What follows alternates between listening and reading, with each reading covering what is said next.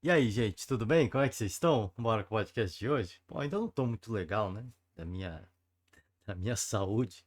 Eu ainda tô com um pouco de tosse. E antes que a tosse venha, né? A gente vai gravar o podcast rápido, que deu uma pausa, deu uma tranquilizada. Eu já tô sentindo aqui que tá querendo. Então a gente não vai se delongar muito hoje. Vou gravar só pra não sumir, né? Só pra não sumir. Ficar aquele tempo sem gravar, né? Aliás, era para ter gravado ontem, mas a tosse não me permitiu. Hoje me parece estar um pouco mais sossegado, mais tranquilo, enfim. Vamos tentar, né? Vamos tentar. E passa apenas por dois estaduais, tá? Campeonato Carioca e Campeonato Paulista. Tá? E já fica o convite aberto de antemão para você, torcedor de outro estadual, de outra equipe de outro estadual, deixa o comentário aí embaixo, tá? A gente vem no próximo podcast, grava um pouquinho mais, se a minha se a minha condição assim permitir, não vou nem passar por notícias esportivas hoje, deixando os créditos inicialmente ao Globoesporte.com. Esse meio de semana tivemos dois jogos muito interessantes, né? Dois clássicos muito interessantes, cheio de rivalidade, mas cheio de problemas de arbitragem, de polêmicas de arbitragem também. Estou falando aqui de Fluminense e Vasco no Campeonato Carioca e estou falando de São Paulo e Santos pelo Campeonato Paulista. Bom, vamos para o Campeonato Carioca primeiro, passar pelos resultados. Tá, o Botafogo venceu Volta Redonda, importantíssimo resultado. Tá, o Botafogo que vinha numa sequência muito ruim de resultados e consegue uma vitória importante. 3-0 é um belo placar, tá? Vitória seria importante para o Vasco da Gama. Acabou empatando com o Fluminense, como eu disse, o jogo teve bastante polêmica, né? Reclamações ali, reclamações aqui, jogadores expulsos, né? Tudo que um clássico, tudo que tem direito o torcedor gosta de ver num clássico. De repente, não digo todos os torcedores, né? Mas tudo que a gente gosta de ver, assim, erros de arbitragem a gente não gosta. E eu nem vou entrar nesse mérito, tá? Não vou entrar nessa discussão, até porque eu não tenho tempo. A tosse já tá querendo ameaçar aqui de voltar. Mas eu acho que o torcedor vascaíno deve ter ficado na bronca com alguns lances importantes que aconteceram. E até não só esses lances, mas a quinta colocação também de momento, né? A quinta colocação momentânea. Fica aquela situação, né? Tanto pro Botafogo quanto o Vasco, essa briga aí pela essa última posição, né? Óbvio que ainda tem chão, tem campeonato pela frente, mas é sempre incômodo, né? É sempre incômodo. Então, esse resultado não foi bom nem pro Fluminense, não foi bom nem pro Vasco. Fluminense que acaba perdendo a liderança pro Flamengo e o Vasco que vê o Botafogo assumir a quarta colocação. Mas, né, foi um bom jogo, sim, um bom jogo no sentido de rivalidade, tá? Dentro de campo, a gente sempre fica naquela cobrança de, pô, dá para jogar mais, dá para praticar um futebol melhor, especialmente o Fluminense, atual campeão da América, mas a gente contextualiza e, dadas as devidas proporções, acho que teve componentes bacanas de um clássico. Volto a repetir, para os torcedores não foi legal, mas para a gente que assiste como telespectador é sempre interessante. E tivemos a vitória tranquila do Flamengo, 3-0 para cima do Bangu, vitória essa que credencia agora o Flamengo ao líder do Campeonato Carioca, líder da Taça Guanabara, tá? Vamos ao Campeonato Paulista. Comentei brevemente sobre São Paulo e Santos, o clássico Sansão, o Santos venceu por 1-0, jogo também recheado de polêmicas, tá? Arbitragem da Edna e é complicado, as arbitragens da Edna, a Edna também não se ajuda, né? É importante a gente pôr pontuar esse fator, né? A Edna também às vezes não se ajuda, né? E o árbitro de vídeo não ajuda a Edna, né? É complicado, enfim. Não vou entrar nas polêmicas de arbitragem. Teve é, gol anulado, teve pênalti marcado, enfim. E o torcedor São Paulino, que obviamente foi até o estádio do Morumbis, né? Agora tem naming right, que foi pro Morumbis, saiu com aquela sensação amarga da derrota, mas acima de tudo de ter sido prejudicado pela arbitragem, né? É o tal de repente, tal da falta de critério, um jogo aqui, um jogo ali, lances dentro do mesmo jogo, enfim. Deixo para vocês torcedores. O fato é que o Santos tá bem, hein? O Santos tá bem, hein? O Santos está bem, no início de temporada meteórico aí, a gente pode dizer, desse trabalho do Fábio Carille. Os antes, talvez, né? Talvez os mais pessimistas. É só o começo de temporada. Eu quero ver no Campeonato Brasileiro, né? Mas é sempre importante a gente pontuar que os últimos anos, o início de campeonato de temporada para o Santos eram terríveis, né? Eu me recordo que as duas últimas temporadas, pelo menos, o Santos brigou contra o rebaixamento no Campeonato Paulista, né? Então, os inícios de temporada do Santos eram sempre muito ruins, eram sempre muito caóticos, e esse início é muito promissor. O início do Santos, o ano passado, refletiu o que aconteceu na temporada. Foi apenas um. A temporada foi um reflexo de tudo que aconteceu, e isso inclui o início de temporada muito ruim. Com o início de temporada muito bom, talvez não sei, cara, assim, se a gente pegar da Série A e da Série B, é que eu não acompanho todos os estaduais, né? Infelizmente eu não tenho tempo. O Santos, que todo respeito aqui, peço perdão pro torcedor santista, que vai jogar a Série B, talvez tenha sido, se a gente incluir as duas séries, o Santos deva ser uma das equipes que iniciaram melhor essa temporada. Uma das, não estou falando que é a equipe que iniciou melhor, mas uma das que iniciaram melhor, com direito a vencer dois clássicos, né? A gente tem a vitória aqui no clássico contra o São Paulo, no Morumbis, e a gente tem uma vitória contra o Corinthians, jogo na Vila Belmiro. Tem a derrota contra o Palmeiras, mas tem, se a gente pegar três clássicos, venceu dois e perdeu um, né? Então, um início de temporada bastante interessante do Santos, lidera com muita folga o grupo A. O Santos vai para a próxima fase do Campeonato Paulista, não tenho dúvida nenhuma disso. Agora, aquela expectativa fica por conta do restante da temporada. Eu acho que o torcedor pode ficar otimista. Não, o torcedor não pode, o torcedor deve ficar otimista. O torcedor cientista deve ficar otimista, na minha opinião, porque vai ser um ano que vai precisar muito do apoio do torcedor, vai enfrentar condições adversas, né? Gramados em situações terríveis. Se já tem reclamação jogando na Série A, você imagina na Série B. Então esse início é importante para dar confiança, começar a temporada voando baixo, pontuar o máximo que der e garantir ainda de repente no primeiro turno garantir a sua volta à Série A, né? Garantir pontuação, porque depois todo mundo fica irregular, vai ser a dança das cadeiras, os altos e baixos, e acumulando uma pontuação interessante no primeiro turno, eu acho praticamente você garante, né? Considerando que todo mundo vai oscilar na mesma regularidade, você praticamente garante o retorno à Série A. Então espero que assim o faça.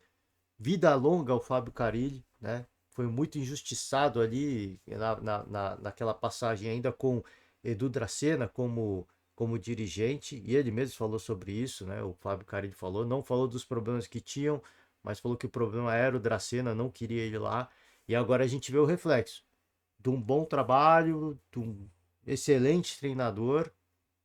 Vamos ver. Volto a repetir, vida longa ao Fábio Carille. Espero que consiga manter o elenco motivado e jogando futebol, que é o mais importante, tá? Vamos de Bragantino, 1-0 para cima da Ponte Preta, jogo no Nabi Abichedid. Aqui tá o Bragantino liderando o grupo C, né? O Corinthians em franca recuperação, calma, né? O torcedor que ainda olha, de repente, oh, meu Deus, tá difícil. Tá colhendo os frutos de um início de temporada muito ruim, mas já tem duas vitórias consecutivas. O Bragantino lidera o grupo C, tá no grupo C que é um dos mais competitivos aqui, né? Com o Corinthians entrando na briga também, é um dos mais competitivos da competição até o momento. A gente teve o Corinthians goleando o Botafogo de Ribeirão Preto, né? E uma goleada importante. E mais do que a goleada, né? Eu tinha dito que na rodada anterior, mais do que jogar bem ou mal, não deu tempo para o Antônio treinar o time. O mais importante era a vitória. E eu acho que a pegada ainda é a mesma. A pegada é ainda a mesma, né? O Antônio não teve tempo de treinar nada. O que ele tem tempo é na conversa, mudar a mentalidade, e os jogadores que lá estão têm qualidade. É isso que eu sempre falo. Assim, quando a gente fala, início de temporada, início de temporada, eu sempre trago aqui as palavras de Mauro César Pereira. Ele disse isso, se eu não me engano, no ano passado. A gente não pode ficar dando argumento para jogos ruins, né? Existem equipes que têm jogadores de altíssimo nível técnico Então a gente tem que cobrar. Ah, o cara talvez não consiga jogar os 45 minutos do primeiro tempo em alto nível. Tudo bem. Mas pelo menos por 20, 30 minutos a gente tem que cobrar. E muitas vezes a gente não vê isso. E o Corinthians, eu ainda vejo, eu ainda via e vejo, né? Eu via e ainda vejo muitos comentaristas da imprensa esportiva falando que o Corinthians precisa de reforço. Óbvio que precisa. Para você jogar uma Série A, precisa. Mas para jogar um Campeonato Paulista, gente, com todo respeito, não dá para a gente ficar de demagogia aqui e dizer que o Botafogo de Ribeirão consegue rivalizar com o Corinthians. Né? Isso não tem cabimento. Isso não tem nem pé nem cabeça. Né? Então, tem time para vencer e vencer tranquilamente o Botafogo de Ribeirão, com todo respeito. Né? Então, precisa de reforço. Não, os resultados ruins do Corinthians não eram uma questão de reforço. Né? Era para mim fica cada vez mais evidente que era uma questão de ambiente. Né? A partir do momento que sai o Mano Menezes, você acumula 2 vitórias consecutivas com direito a uma goleada, eu acho que era uma questão de ambiente. E o que o Antônio chegou e fez foi mudar o ambiente. Foi o tal do fato novo. Tá? A promessa é muito grande. Assim como eu disse para o Fábio Carilli, digo também para o técnico Antônio, esqueci o sobrenome dele, né? Do português. Antônio Oliveira, né? Eu não me recordo agora. Vida longa. Vida longa. Espero que consiga fazer um grande trabalho à frente do Corinthians, porque é uma torcida absolutamente apaixonada, né? E segunda maior torcida do Brasil. Espero que eu consiga fazer um excelente trabalho, porque tem tudo aí para, de repente, o projetar como de um bom treinador, de um excelente treinador, para um grande treinador, né?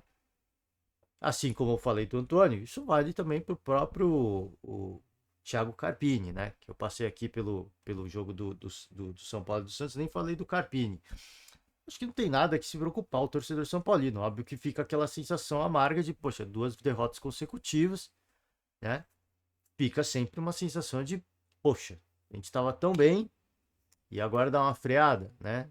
Sempre fica aquela sensação, mas eu acho que, volto a repetir, dentro de que aconteceu no jogo, com as polêmicas da arbitragem, acho que o torcedor sai até mais indignado com a arbitragem do que com o time ou com o treinador, e até porque o Carpini, eu acho que teve a chegada dele, obviamente, ele chega, tem uma mudança de ambiente, tem aquela euforia, só que agora quando o tempo vai passando e a poeira vai abaixando, a adrenalina vai abaixando, aí sim, é aquele tempo que eu acho que o treinador precisa para se ambientar, que ele começa a se ambientar e os jogadores se ambientarem ao treinador, ao estilo do treinador. Eu acho que de repente o São Paulo esteja entrando nessa fase de que, olha, agora a gente viu todo aquele momento de euforia e isso foi muito bom, né? O Carpini mostrou que ele consegue mudar o ambiente, ele consegue mudar o estado de ânimo dos atletas,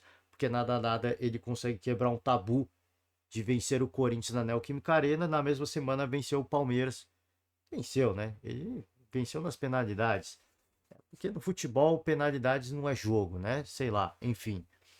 Mas, bom, vamos ser justos, né? Com o que é o futebol. Não chegou a vencer, né? Mas conquistou o título para cima do Palmeiras. Então tem a questão motivacional muito forte, né? O Carpini eu acho que vai ter que usar isso a seu favor enquanto ele consegue, né? Não teve tempo de trabalhar também. É um outro treinador que, poxa, vai dizer que o Carpini mudou alguma coisa? Ele está reaproveitando o trabalho do Dorival e agora ele começa a fazer as mudanças, os ajustes dele, né? E aí, esse é o tempo que o time normalmente oscila. Né? Então, acho que não tem nada que se preocupar. E para finalizar, o Palmeiras venceu o São Bernardo 1-0, mais um gol do tal do Flaco Lopes, hein?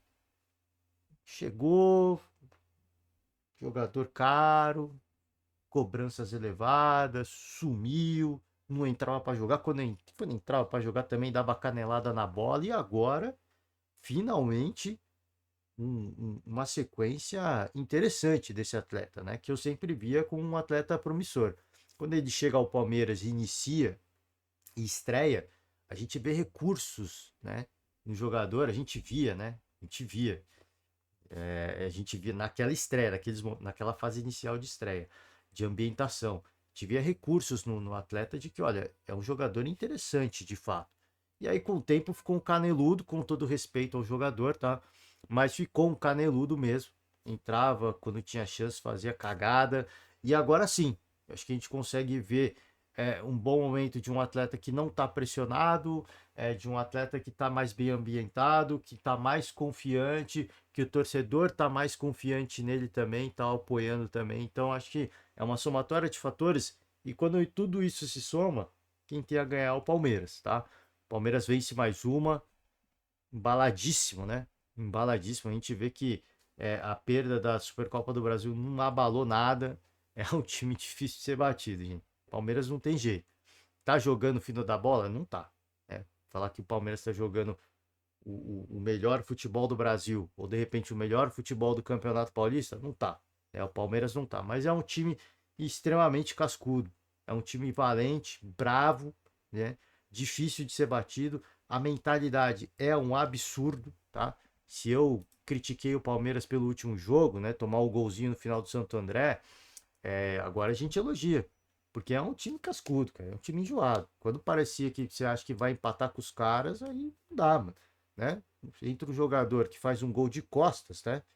Sobe mais que todo mundo, cabeceia de costas e faz um golaço. Não tem o que falar, né? O que você vai fazer? É o time do Palmeiras. É um adversário muito indigesto. E se você não competir até o fim, os caras vão te punir, tá? Palmeiras aqui também absolutamente tranquilo na ponta do grupo B, tá? Então ficamos assim. Santos, para mim já cravo. Santos na próxima fase, tá? Santos na próxima fase do Campeonato Paulista. Palmeiras vai estar lá também, na minha opinião. Lidera tranquilo o grupo B. O grupo do Bragantino vai embolar. Eu vejo o Corinthians entrando tranquilamente nesse bolo aqui. Vai ser um Deus nos acuda. E aqui, o grupo do São Paulo, eu acho que também tem tudo para o São Paulo estar lá. Né? Eu acho que a gente, depois de muito tempo, a gente vai ver os quatro grandes no mata-mata aí do. No mata não, né? É só mata, né? É só um jogo. Mata-mata é a final só. Na fase decisiva ali, na fase de mata do Campeonato Paulista. Assim espero. Assim espero ver, tá? Assim como espero ver no Rio de Janeiro, os quatro grandes, né? Nas fases finais. A gente espera também ver no Campeonato Paulista, tá? Falando aqui de São Paulo, obviamente, de Corinthians, ainda tem que remar bastante, mas tá chegando lá. Falando de Corinthians, de Bragantino, de Palmeiras e de Santos, tá certo? Gente, ó, eu vou finalizar por aqui. Hoje era mais curto, como eu falei, não vou repercutir nenhuma matéria esportiva. Encerro, não tossi nenhuma vez, hein? Não tossi nenhuma vez. Dia para todo mundo, uma ótima sexta-feira. Torçam por mim, cara, torçam por mim. Não tossi, mas não tô 100%. Amanhã, tá? Amanhã, programação do final de semana, hein? Não esportiva. Amanhã tem pós-carnaval, tá, gente? Então você aí, a sexta-feira aqui em São Paulo, né? Que eu sempre digo que eu sou de São Paulo, tá um pouquinho xoxo, o tempo não tá muito legal, mas amanhã já dá uma esquentadinha. Então você que é de São Paulo, tá meio xoxo, céu cinzento. Amanhã já esquenta de novo. Então vai se animando. Vou ver se eu tô em condições, né? Aproveitar os últimos momentos do carnaval, porque no carnaval mesmo eu fiquei doente pra caraca e não curti a folia da forma como deveria, né? Enfim, tá? Ótima sexta-feira para vocês. Juízo acima de tudo, tá? Pós-carnaval tá aí, temos rodada de final de semana, então a gente tem um jogo importante aqui, tá? Tem um joguinho só um pouquinho importante no final de semana, tá? Então, vamos passar aqui só deixar o destaque. São Paulo e Bragantino, excelente jogo para se assistir. Santos e Novo Horizontino, Palmeiras e Corinthians, dispensa comentários, né? E aqui no Campeonato Carioca, vamos pro Cariocão, a gente vai ter Madureira e Fluminense, Botafogo e Vasco, né? Se aqui em São Paulo a gente vai ter um clássico entre o Palmeiras e o Corinthians, aqui a gente vai ter Botafogo e Vasco, jogo do Newton Santos, tá? E a gente tem também Flamengo e Boa Vista, tá, gente? Muito obrigado, encerro por hoje. Ótimo final de semana para vocês. Ótimas festividades. Sempre com moderação, com muito juízo. Forte abraço. Você que nos acompanha, deixe uma moral, tá? Aquele nosso velho pedido. Deixe uma moral pra gente. Um forte abraço. Semana que vem nós estamos de volta. Tchau.